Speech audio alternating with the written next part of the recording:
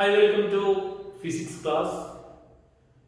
Today we are going to discuss a new topic, power transmission and distribution.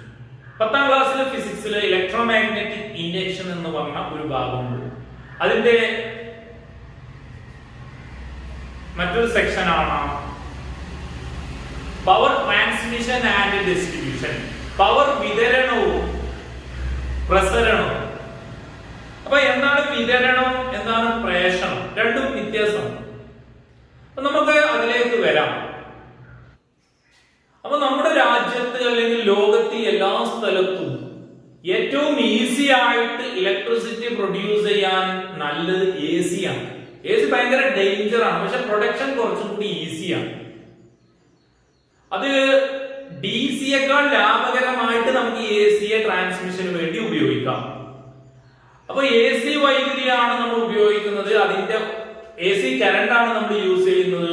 Working principle എന്ന് പറയുന്നത് electromagnetic induction ആണ്, വൈദ്യുത കാന്തിക പ്രേരണമാണ്. ഉപയോഗിക്കുന്ന ഉപകരണം AC ജനറേറ്റർ ആണ്. AC ജനറേറ്റർ രണ്ട് വിധമുണ്ട്, single phase generator and 3 phase generator. ഒരേ സമയം 3 ഫേസ് കറണ്ട് കിട്ടും നമുക്ക്. 3 ലൈൻ വഴിയാണ് കറണ്ട് വരിക. 3 ആർമേച്ചർ കോയിലുകൾ ഉപയോഗിച്ചിട്ട് കറണ്ട് ഉത്പാദിപ്പിക്കുന്നു. അതാണ് 3 ഫേസ് ജനറേറ്റർ. അപ്പൊ ഈ ജനറേറ്റർ വർക്ക് ചെയ്യണമെങ്കിൽ ഒരു മെക്കാനിക്കൽ എനർജി വേണം, ഒരു യാന്ത്രികോർജ്ജം വേണം. എവിടെ നിന്നാണ് നമ്മുടെ രാജ്യത്തുള്ള പവർ സ്റ്റേഷനുകളിലേക്കൊക്കെ ആവശ്യമായിട്ടുള്ള എനർജി കിട്ടുന്നത്? ഒരു ഹൈഡ്രോ ഇലക്ട്രിക് പവർ സ്റ്റേഷൻ ആണെങ്കിൽ ജലവൈദ്യുത നിലയം എന്ന് നമ്മൾ പറയും. ഒരു ഹൈഡ്രോ ഇലക്ട്രിക് പവർ സ്റ്റേഷനിലേക്ക് എവിടെ നിന്നാണ് യാന്ത്രികോർജ്ജം കിട്ടുന്നത്? നമുക്കറിയാം, അണക്കെട്ടില് വെള്ളം കെട്ടി നിർത്തും അല്ലെ, ഡാമുകളിൽ. അതിനെ പെൻസ്റ്റോക്ക് പൈപ്പ് വഴി താഴത്തേക്ക് എത്തിക്കും. വലിയ പൈപ്പ് വഴി താഴത്തേക്ക് എത്തിച്ചിട്ട് ഇതെന്ത് ചെയ്യുന്നു? ടർബൈനിൽ കറക്കി വൈദ്യുതി ഉത്പാദിക്കും. നമ്മൾ ഇടുക്കി ഭാഗങ്ങളിലേക്കൊക്കെ പോയി കഴിഞ്ഞാൽ നമുക്ക് കാണാം. ന്യൂക്ലിയർ പവർ സ്റ്റേഷൻ ഉണ്ട്, ന്യൂക്ലിയർ എനർജി ഉപയോഗിച്ചിട്ട് വൈദ്യുതി ഉത്പാദിപ്പിക്കുന്നു. തെർമൽ പവർ സ്റ്റേഷൻ, കേരളത്തിൽ ഒരു തെർമൽ പവർ സ്റ്റേഷൻ ഉണ്ട്, കായംകുളം. കേട്ടിട്ടുണ്ടാവും. തമിഴ്നാട് ജില്ലയിലെ കൂടംകുളം ആണവ നിലയം, കൂടംകുളം ന്യൂക്ലിയർ പവർ സ്റ്റേഷൻ.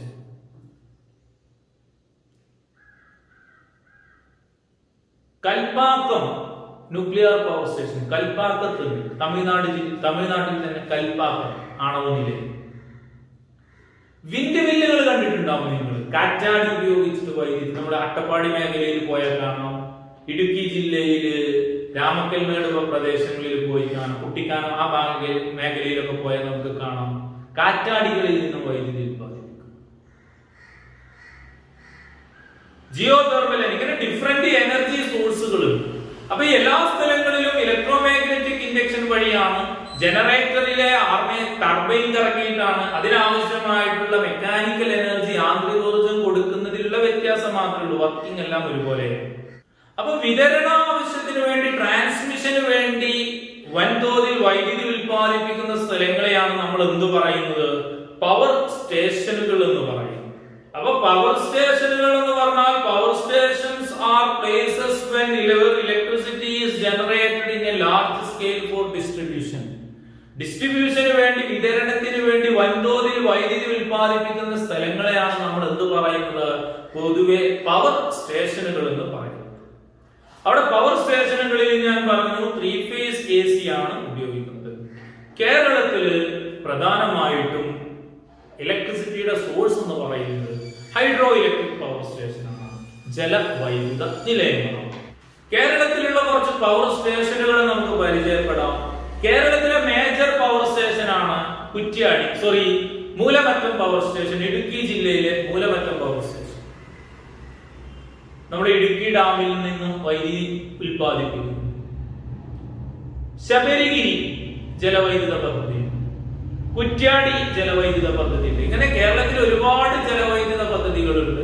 ഇപ്പൊ പ്രധാനപ്പെട്ട 3 ജലവൈദ്യുത പദ്ധതി, ഹൈഡ്രോ ഇലക്ട്രിക് പവർ സ്റ്റേഷനുകളുടെ പേരാണ് ഞാൻ പറഞ്ഞത്. ഇന്ത്യയിൽ ഇലക്ട്രിസിറ്റി പ്രൊഡ്യൂസ് ചെയ്യുന്ന വോൾട്ടേജ് എന്ന് പറയുന്നത് 11 കിലോ വോൾട്ട് ആണ്. അതായത് 11,000 വോൾട്ടിലാണ് ഇന്ത്യയിലുള്ള പവർ സ്റ്റേഷനുകളിൽ നിന്നും AC പ്രൊഡ്യൂസ് ചെയ്യുന്ന, ഉത്പാദിപ്പിക്കുന്നത്.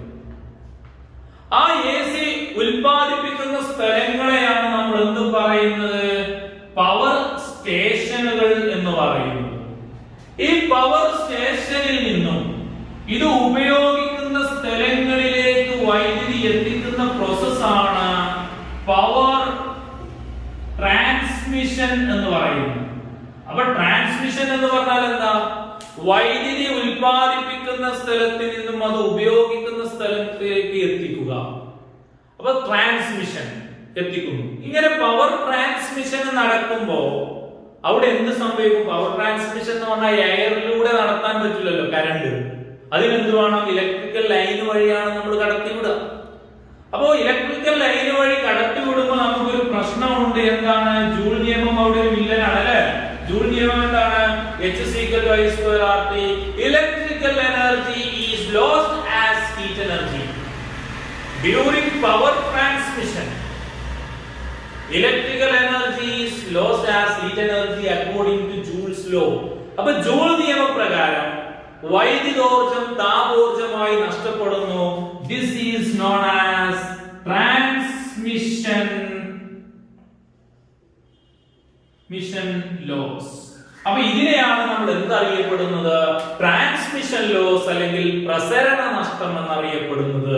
വൈദ്യുത പവർ വിപ്രേഷണത്തിൽ ഇലക്ട്രിക്കൽ പവർ ട്രാൻസ്മിഷനിലുള്ള മെയിൻ വെല്ലുവിളി, പ്രധാനപ്പെട്ട ഒരു വെല്ലുവിളി എന്ന് പറയുന്നത് എന്താണ്? പ്രോബ്ലം, പ്രധാനപ്പെട്ട ഒരു പ്രോബ്ലം എന്താണ്? Electrical energy is lost as heat energy. വൈദ്യുതോർജ്ജം എന്തൂർജ്ജമായി നഷ്ടപ്പെടുന്നു? താപോർജ്ജമായി നഷ്ടപ്പെടുന്നു. ഈ പവർ ട്രാൻസ്മിഷൻ ലോസ് നമുക്ക് കുറക്കണം. അതാണല്ലോ നമ്മുടെ മെയിൻ പണി എന്ന് പറയുന്നത്. അതായത് ഇടുക്കിയിൽ ഉൽപ്പാദിപ്പിക്കുന്ന പ്രൊഡ്യൂസ് ചെയ്യുന്ന കറണ്ട് നമ്മുടെ നാട്ടിലേക്ക് എത്തുമ്പോ അത്രയും ദൂരം വൈദ്യുതി, അത്രയും സമയം, അത്രയും ദൂരം കറണ്ട് പാസ് ചെയ്യുമ്പോൾ ഇലക്ട്രിക്കൽ എനർജി എന്തായിട്ട് നഷ്ടപ്പെടുന്നു? ഹീറ്റ് എനർജി ആയിട്ട് നഷ്ടപ്പെടും. അതാണ് ട്രാൻസ്മിഷൻ ലോസ്. എങ്ങനെയൊക്കെ കുറക്കാം? ഒന്ന്, റെസിസ്റ്റൻസ് കുറക്കാം അല്ലെ. സമയം നമുക്കൊന്നും ചെയ്യാൻ പറ്റില്ല. ഇടുക്കിയിൽ കണ്ട് എത്താനുള്ള സമയത്തിൽ നമുക്കൊന്നും മാറ്റാൻ പറ്റും. പിന്നെ നമുക്ക് റെസിസ്റ്റൻസ് കുറക്കാം. റെസിസ്റ്റൻസ് കുറക്കുമ്പോൾ നമുക്ക് എന്തൊക്കെ ചെയ്യേണ്ടി വരും? ഒന്ന്, റെസിസ്റ്റൻസ് ഏറ്റവും കുറവുള്ള കമ്പി ഉപയോഗിക്കണം. അതെന്ന് പറഞ്ഞാൽ സ്വർണം വെള്ളിയാണ്. അത് പ്രാക്ടിക്കലി പോസിബിൾ അല്ല, ചിലത് വളരെ കൂടുതലാണ്. പിന്നെ വണ്ണം കൂടിയ കമ്പി ഉപയോഗിക്കുക അല്ലെ, തിക്ക് വയർ യൂസ് ചെയ്യും. അതിന് പരിധിയുണ്ട്. കാരണം നമ്മൾ ലൈൻ വഴിയാണ് കറണ്ട് കൊണ്ടുപോകുന്നത്. അപ്പൊ എന്തെയ്യുന്നു? അത്രയും വലിയ വണ്ണം കൂടിയ കമ്പികൾ ഉപയോഗിക്കുക എന്ന് പറയുന്നത് പോസിബിൾ അല്ല. അതായത് പവർ ട്രാൻസ്മിഷൻ ലോസ് മിനിമൈസ് ചെയ്യാൻ റെസിസ്റ്റൻസ് കുറക്കുക എന്നുള്ളത് പോസിബിൾ ആണോ? അല്ല. അപ്പൊ പിന്നെ എന്ത് ചെയ്യാൻ പറ്റും? പിന്നെ ചെയ്യാൻ പറ്റുന്നത് ആരെ കുറക്കുക എന്നുള്ളതാണ്, കറണ്ട് കുറക്കുക എന്നുള്ളതാണ്. അപ്പോ കറണ്ട് റെഡ്യൂസ് ചെയ്തിട്ട് നമുക്ക് എന്ത് കുറക്കാൻ പറ്റും? ട്രാൻസ്മിഷൻ ലോസ് മിനിമൈസ് ചെയ്യാം. പക്ഷെ കറണ്ട് കുറക്കുമ്പോൾ ഒരു പ്രശ്നമുണ്ട്. P സമം എന്താണ്? V into I. കറണ്ട് കുറയുമ്പോ ആര് കുറയും? കറണ്ട് കുറയുമ്പോൾ ആര് കുറയും? പവർ കുറയും. പക്ഷെ പവർ കുറയാൻ പറ്റുമോ? ഇല്ല. കാരണം ഒരു സെക്കൻഡിൽ എത്ര ഇലക്ട്രിക്കൽ എനർജി പ്രൊഡ്യൂസ് ചെയ്യുന്നുണ്ട് അത്രയും ഇലക്ട്രിക്കൽ എനർജി ഇവിടെ എത്തണം, നമ്മുടെ നാട്ടിൽ എത്തണം, അല്ലെങ്കിൽ എനർജി ലോസ് ഉണ്ടാവും. അപ്പൊ കറണ്ട് കുറക്കുമ്പോ പവർ കുറയാൻ പാടില്ല. അപ്പൊ കറണ്ട് കുറയുമ്പോ അതിന് പകരം നമ്മൾ ആരെ കൂട്ടിയാൽ മതി? വോൾട്ടേജ് കൂട്ടിയാൽ പോരെ. അപ്പൊ കറണ്ട് കുറയുമ്പോൾ വോൾട്ടേജ് കൂട്ടുന്നു, അപ്പൊ പവറിൽ വ്യത്യാസം വരില്ല. അപ്പൊ കറണ്ട് ഇപ്പൊ ഉൽപ്പാദിപ്പിക്കുന്ന കറണ്ട് പകുതിയാണ്. അപ്പൊ വോൾട്ടേജ് നമ്മൾ എന്ത് ചെയ്യണം? ഡബിൾ ചെയ്യണം. അപ്പൊ എന്ത് ചെയ്യും? ആ പ്രശ്നം അവിടെ ഇല്ല, പവറിന്റെ ഒരു പ്രശ്നമില്ല. അപ്പൊ പവർ നഷ്ടമില്ലാതെ വൈദ്യുത വിതരണം, ട്രാൻസ്മിഷൻ ലോസ് നമ്മൾ എങ്ങനെയാ കുറക്കുക? കറണ്ട് കുറക്കുന്നു. അതിന് പകരം നമ്മൾ ആരെ കൂട്ടുന്നു? വോൾട്ടേജ് കൂട്ടുന്നു. അപ്പൊ കറണ്ട് കുറച്ച് വോൾട്ടേജ് കൂട്ടിയിട്ടാണ് നമ്മൾ എന്ത് ചെയ്യുന്നത്? പ്രസരണ നഷ്ടം, ട്രാൻസ്മിഷൻ ലോസ് മിനിമൈസ് ചെയ്യുന്നത്. അപ്പൊ എങ്ങനെയാണ് ഇത് ചെയ്യുന്നത്? അപ്പൊ transmission loss, in order to minimize transmission loss, we have to decrease the current and to increase the voltage. Thereby electrical power is transmitted at a very high voltage. നമ്മുടെ power transmission നടക്കുന്നത് എങ്ങനെയാണ്? ചെറിയ ഉൽപ്പാദിപ്പിക്കുന്ന വോൾട്ടേജിലോ മതിയോ? പോരാ, voltage കൂട്ടണം. ഞാൻ പറഞ്ഞു ഇന്ത്യയിൽ ഉൽപ്പാദിപ്പിക്കുന്നത് 11 കിലോ വോൾട്ടിലാണ്.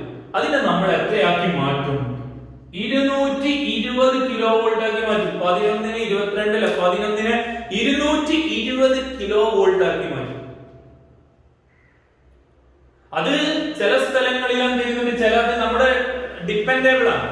മാക്സിമം 220 അത് 400 ആക്കി മാറ്റാറുണ്ട്, 110 ഒക്കെ ആക്കി മാറ്റാറുണ്ട്.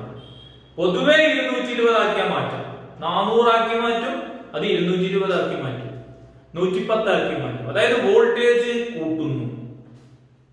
അപ്പൊ എന്ത് ചെയ്യുന്നു, കറണ്ട് സ്വാഭാവികമായിട്ടും കുറയും. വോൾട്ടേജ് കൂട്ടുമ്പോൾ ഓട്ടോമാറ്റിക്കായിട്ട് കറണ്ട് കുറയും. കാരണം കറണ്ട് കുറക്കണം, നമുക്ക് കറണ്ട് കുറക്കാൻ വേണ്ടിയിട്ടാണ് നമ്മൾ വോൾട്ടേജ് കൂട്ടുന്നത്. എന്നിട്ട് എന്ത് ചെയ്യുന്നു, പവർ നഷ്ടമില്ലാതെ ട്രാൻസ്മിഷൻ നടക്കുന്നു, ഹീറ്റ് റെഡ്യൂസ് ചെയ്യുന്നു. എന്നിട്ട് എന്ത് ചെയ്യുന്നു, 220 kV വോൾട്ടിൽ. അപ്പൊ നമുക്ക് ഇത് പവർ സ്റ്റേഷനാണ്, PS പവർ സ്റ്റേഷൻ. പവർ സ്റ്റേഷനിൽ നിന്നും കറണ്ട് നേരെ എങ്ങോട്ടാ കൊടുക്കുക? പവർ സ്റ്റേഷനിൽ ഉൽപ്പാദിപ്പിക്കുന്ന കറണ്ട് ആദ്യം എന്ത് ചെയ്യുന്നു, ഒരു ട്രാൻസ്ഫോമർ കൊടുക്കുന്നു. അതിനെയാണ് നമ്മൾ എന്ത് പറയുന്നത്, പവർ ട്രാൻസ്ഫോമർ എന്ന് പറയുന്നത്. ഇവിടുന്ന് 110 ആണുള്ളത്, സോറി ഇവിടുന്ന് 11 kV ആണുള്ളത്. ഈ 11 കിലോ വോൾട്ടിലേക്ക് 220 അല്ലെങ്കിൽ 110 അല്ലെങ്കിൽ 400 ഒക്കെ ആക്കി മാറ്റും. പവർ സ്റ്റേഷനിൽ നിന്നും നമ്മൾ ഉൽപ്പാദിപ്പിക്കുന്ന ജനറേറ്ററിൽ നിന്നും വരുന്ന കറണ്ടിനെ നമ്മൾ ഒരു ട്രാൻസ്ഫോമറിലേക്ക് കൊടുക്കുന്നു. അതിനെ പവർ ട്രാൻസ്ഫോമർ എന്നാ പറയാ. പവർ ട്രാൻസ്ഫോമർ അതിനെ കൂട്ടുന്നു. അപ്പൊ ഇത് സ്റ്റെപ്പ് അപ്പ് ആണോ സ്റ്റെപ്പ് ഡൗൺ ആണോ? ഇതൊരു സ്റ്റെപ്പ് അപ്പ് ട്രാൻസ്ഫോമർ. അപ്പൊ ഈ സ്റ്റെപ്പ് അപ്പ് ട്രാൻസ്ഫോമർ ഈ 11 കിലോ വോൾട്ടിനെ 220 110 400 ഒക്കെ ആക്കി നമ്മുടെ ആവശ്യത്തിനനുസരിച്ച് സൗകര്യത്തിനനുസരിച്ച് അത് മാറ്റും. എന്നിട്ട് എന്ത് ചെയ്യുന്നു, അപ്പോ പവർ ട്രാൻസ്മിഷനിൽ സ്റ്റെപ്പ് അപ്പ് ട്രാൻസ്ഫോമർ ഉപയോഗിക്കുന്ന ഒരേ ഒരു സ്ഥലം എവിടെയാണ് അറിയാം? പവർ സ്റ്റേഷനിലെ പവർ ട്രാൻസ്ഫോമർ. ബാക്കി എല്ലാം സ്റ്റെപ്പ് ഡൗൺ ആണ്. ഈ 220 kV ഇങ്ങനെ എത്തും. നമ്മുടെ നാടുകളിലൊക്കെ ഉണ്ട് സബ് സ്റ്റേഷനുകൾ, നിങ്ങൾക്ക് കാണാം. പല സ്ഥലങ്ങളിൽ നമ്മൾ റോഡ് സൈഡിലൊക്കെ ഇങ്ങനെ കാണാം, ഒരുപാട് ട്രാൻസ്ഫോമറുകളും കമ്പികളൊക്കെ ഇങ്ങനെ വലിച്ചിട്ട് സബ് സ്റ്റേഷൻ. ഈ സബ് സ്റ്റേഷനുകളിൽ അത് എത്തിച്ചിട്ട് എന്ത് ചെയ്യുന്നു, വോൾട്ടേജ് കുറക്കും. അങ്ങനെ നമ്മുടെ നാടുകളിലൊക്കെയുള്ള വിതരണ ട്രാൻസ്ഫോമറുകൾ ഉണ്ടാവും, ഡിസ്ട്രിബ്യൂഷൻ ട്രാൻസ്ഫോമർ. റോഡ് സൈഡിലൊക്കെ ഉള്ള ചെറിയ ചെറിയ ട്രാൻസ്ഫോമറുകൾ. ആ ട്രാൻസ്ഫോമറിലേക്ക് വരുന്നത് 11 കിലോ വോൾട്ട് ആയിട്ടാണ് വരുന്നത്. സബ്സ്റ്റേഷനിൽ നിന്ന് വോൾട്ടേജ് കുറച്ച് എന്ത് ചെയ്യുന്നു, നമ്മുടെ നാട്ടിൽ പുറത്തുള്ള റോഡ് സൈഡുകളിലൊക്കെ ട്രാൻസ്ഫോമറിലേക്ക് എത്തുമ്പോൾ അത് 11 കിലോ വോൾട്ട് ആയിട്ട് കുറയും. ആ ട്രാൻസ്ഫോമർ അതിന് എത്ര വോൾട്ട് ആക്കി മാറ്റുന്നു, 230 400 ആക്കി മാറ്റും. എന്നിട്ട് നമ്മുടെ വീടുകളിലേക്ക് എത്തും. 230 400 ആക്കി മാറ്റി നമ്മുടെ വീടുകളിലേക്കൊക്കെ എത്തും. നമ്മുടെ വീട്ടിലേക്ക് വരുന്നത് 230 വോൾട്ട്. അപ്പൊ നോക്ക്, ഇവിടെ മാത്രമാണ് സ്റ്റെപ്പ് അപ്പ്, ബാക്കിയുള്ളവർക്കൊക്കെ കുറക്കാണ്. 11 ഉള്ളത് 220 ഒക്കെ ആക്കി മാറ്റി വീണ്ടും അതിനെ 11 ആക്കി വീണ്ടും 230 ആക്കി, അല്ലെ? 11 കിലോ ഉള്ളത് 220 കിലോ ആയി. കിലോ വോൾട്ട് ആണ്. കിലോ വോൾട്ട് എന്ന് പറഞ്ഞാൽ 1000 കൊണ്ട് ഗുണിക്കണം, മൾട്ടിപ്ലൈ. അപ്പൊ 11 കിലോ വോൾട്ട് ഉള്ളത് 220 110 അല്ലെങ്കിൽ 400 കിലോ വോൾട്ട് ആക്കി അതിനെ കുറച്ച് എന്ത് ചെയ്യുന്നു, 230ലേക്ക് വീണ്ടും എത്തിക്കുന്നു. അപ്പൊ ഇതാണ് ട്രാൻസ്മിഷൻ എന്ന് പറയുന്നത്. അപ്പൊ ട്രാൻസ്മിഷനിൽ നേരിടുന്ന പ്രധാനപ്പെട്ട ഒരു പ്രോബ്ലം എന്ന് പറയുന്നത്, ഫേസ് ചെയ്യുന്ന ഒരു പ്രോബ്ലം എന്ന് പറയുന്നത് ട്രാൻസ്മിഷൻ ലോസ് ആണ്, പ്രസരണ നഷ്ടം. അതെങ്ങനെയാ നമ്മൾ എന്ത് ചെയ്യാ? Electrical energy is transmitted with very high voltage, very high voltage. അവിടെ ഒരേ ഒരു സ്റ്റെപ്പ് അപ്പ് ട്രാൻസ്ഫോമർ ഉപയോഗിക്കുന്നുള്ളൂ. അത് നമ്മൾ എവിടെയാണ്? പവർ സ്റ്റേഷനിലാണ്. ബാക്കി എല്ലാ സ്ഥലങ്ങളിലും ഉപയോഗിക്കുന്നത് ഏതാണ്? Step down transformer.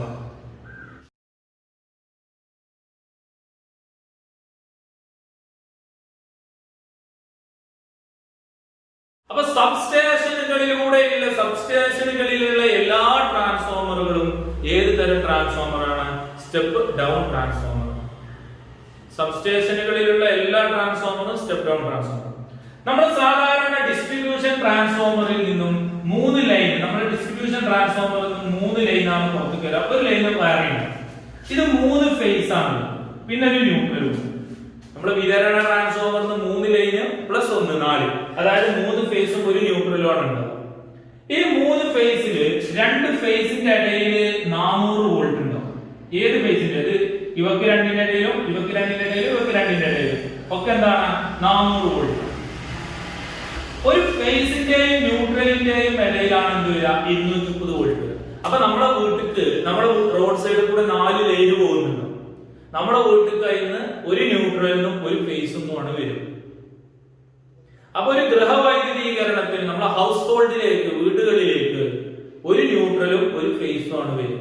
ഓക്കെ, നമുക്ക് അതിന്റെ കാര്യങ്ങളൊക്കെ ഞാൻ ഡിസ്കസ് ചെയ്യും. അപ്പൊ ഫേസ് ലൈനില് എപ്പോഴും 230 വോൾട്ട് ഉണ്ടാവും. ഒരു ഫേസ് ലൈനിൽ 200, നമ്മുടെ നാട്ടുപുറത്തൂടെ പോകുന്ന കാര്യമാണ് പറയുന്നത്. ഒരു ഫേസ് ലൈനിൽ 230 വോൾട്ട് ഉണ്ടാവും. അത് 2 ഫേസ് ആവുമ്പോൾ അതിനിടയിൽ 400 വോൾട്ട്.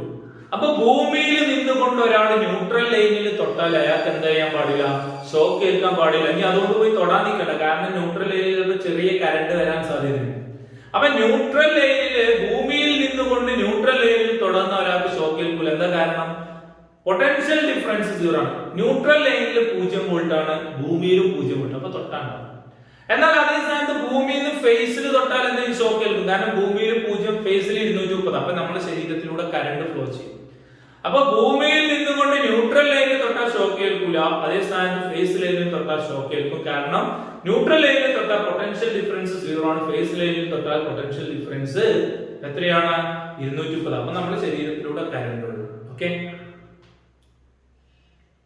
നമ്മൾ വിതരണ ട്രാൻസ്ഫോമറുകളെല്ലാം, ഡിസ്ട്രിബ്യൂഷൻ ട്രാൻസ്ഫോമറുകളൊക്കെ ഏതാണ്?